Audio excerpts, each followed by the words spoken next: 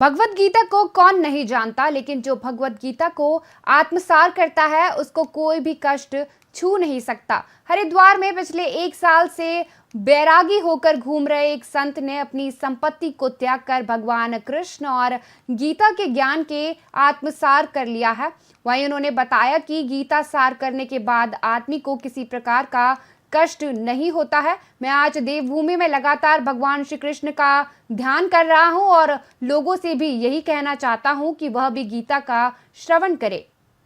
नमस्कार दोस्तों, मैं हूं नरेश तोमर और आज आपको दिखा रहे हैं एक ऐसी न्यूज़ जिसको देखकर आप भी चौंक जाएंगे। जी हाँ, आज हमें मिले हैं एक ऐसे संत जो करोड़ों अरबों रुपए की संपत्ति को छोड़कर देवभूमि उत्तराखंड के कई स्थानों पर दिखाई देते हैं। ये परम गुरु हैं राधे श्याम जी। आज बात करेंगे कि इतनी बड़ी संपत्ति करोड़ रुपए की जो मोहमाया को छोड़कर देवभूमि उत्तराखंड के हरिद्वार, ऋषिकेश और नीलकंठ में लगातार समाधि लगाए हुए दिखाई देते हैं। इसके साथ ही कृष्ण भक्त ने एक रचना भी की है। उस पहले से जानेंगे आखिरकार आप इतनी संपत्ति को छोड़कर एक मीरा की तरह भगवान कृष्ण की आराधना कर रहे हैं, क्या है इसका कारण? क्योंकि कलयुग चल रहा है और ऐसे में लोग पैसे के पीछे भागते हैं और पैसे को छोड़कर भगवान की तरफ भाग रहे हैं। देखिए, जब आत्मबोध होता है तो पता चलता है कि ये संसार का जितना भी धन है ये नाशवान है। जैसे ही शरीर छूटेगा इसके साथ में ये धन महल चौबारे यहीं छूट जाते हैं। तो आत्मबोध जो हो जाता है तो वो उस धन की खोज कर लेता है जो मृत्यु के बाद में भी नहीं छूटता। और आप बोल रहे हो कि कृष्ण भक्त होते हुए भी आपको लग रहा होगा कि कृष्ण भक्त होते हुए भी नीलकंठ, ऋषिकेश और हरिद्वार में ध्यान लगाए क्यों बैठे रहते हैं। तो मैं यही कहूँगा कि ईश्वर कण कण में है, वृंदावन में भी है, संपूर्ण पृथ्वी के कण कण में और संपूर्ण ब्रह्मांड के कण कण में समाये हुए हैं। लेकिन भगवान श्री कृष्ण कहते हैं गीता में कि पवित्र करने वालों में मैं गंगा हूँ। गंगा पवित्र है। गंगा पवित्र क्यों है? हिमालय पर्वत से निकलती हुई, गंगोत्री से होती हुई ये हरिद्वार में जब आती है तो अपने साथ में लाखों औषधियाँ बहाकर लेके आती है। लाखों करोड़ों औषधियों का ये मिश्रण है। और यहाँ पर अब से पहले लाखों करोड़ों ऋषि मुनियों ने यहाँ गंगा के किनारे अपनी भक्ति करते हुए अपने जीवन का, अपने प्राणों का अंतिम त्याग किया। और स्वामी विवेकानंद जी एक बार अमेरिका गए थे तो अमेरिका के लोगों ने पूछा कि आपके भारत में कौन सी नदी का पानी पवित्र है।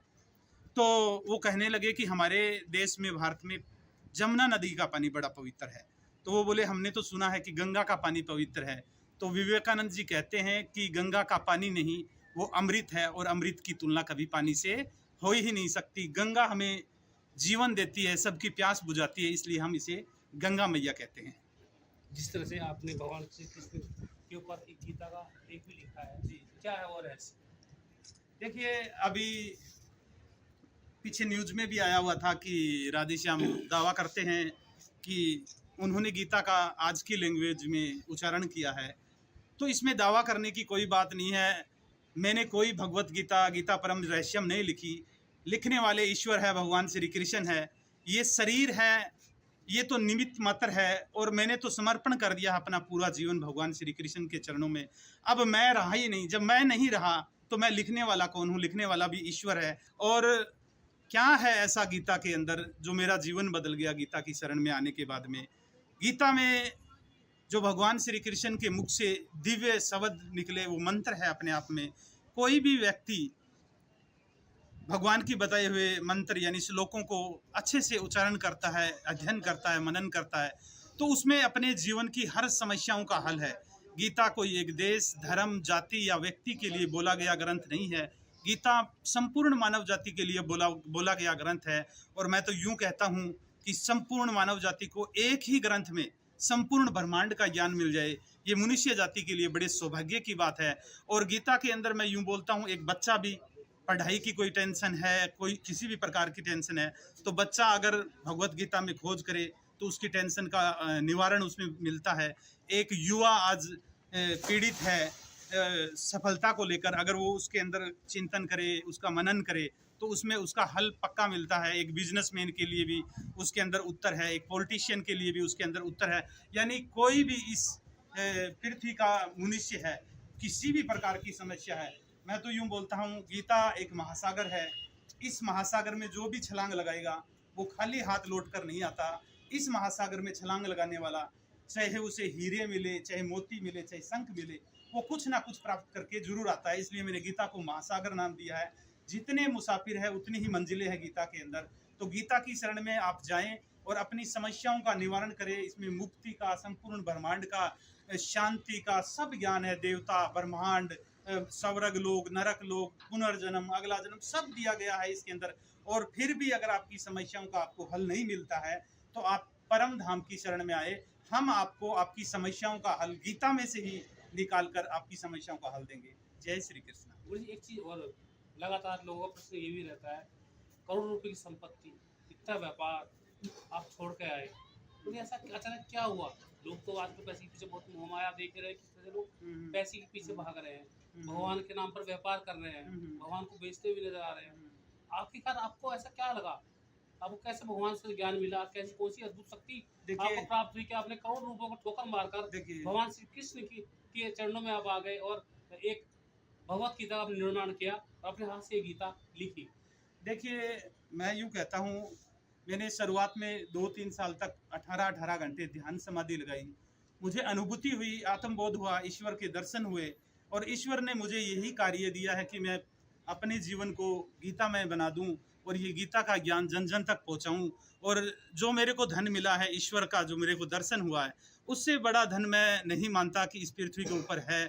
और धन तो वही है कि आग की लपटें इस शरीर को जला दे, और जो ज्ञान ईश्वर ने दिया है वो आग की लपटें भी मृत्यु के बाद में उस ज्ञान को ना जला पाए। वही धन है जो इस मृत्यु के पार ले जाए, वही धन है। और वो धन मुझे मिल गया है। और मैं तो यूँ बोलता हूँ, राम नाम के हीरे मोती मैं बिखराऊँ गली गली, ले लो रे कोई राम का प्याला, मैं शोर मचाऊँ गली गली। तो ये शोर मैं गली गली मचा रहा हूँ, तो मीरा को भी कुछ दिखा होगा। तो ऐसे ही मुझे ईश्वर का कुछ बोध हुआ है। तो ये वैराग्य, ये अध्यात्म की दुनिया, यहाँ पर मैं संसार से वैराग्य होकर यहाँ पर मुझे अच्छा लगता है ध्यान लगाकर, समाधि लगाकर। पिछले 1 साल से मैं इन पहाड़ों में और गंगा के पास बैठकर ध्यान समाधि लगा रहा हूँ। तो आत्मा को बड़ी शांति मिल रही है, सुकून मिल रहा है। और मैं, गंगा और पहाड़ियाँ जब एक हो जाते हैं, जो परम में विलीन होते हैं वो ध्यान समाधि में, वो मैं शब्दों से नहीं बता सकता। वो अनुभव की भीतर की एक अनुभूति है। तो देखा दोस्तों आपने किस तरह से एक परम संत को भगवान श्री कृष्ण की अनुभूति हुई और अरबों खरबों की संपत्ति, करोड़ों का बिजनेस छोड़कर वो भगवान की भक्ति में देवभूमि में पिछले 1 साल से तपस्या करते हुए नजर आ रहे हैं। कहीं ना कहीं देखें तो मीरा की जो भक्ति थी और आज जो राधे श्याम महाराज जी की जो भक्ति है, एक नजर आती है। ऐसे में देखना ये होगा कि ये परम संत और कितने लोगों को भक्ति के श्री कृष्ण की भगवत गीता से रूबरू कराते हुए नजर आएंगे। कैमरामैन हर्ष तिवारी के साथ नरेश तोमर, हरिद्वार।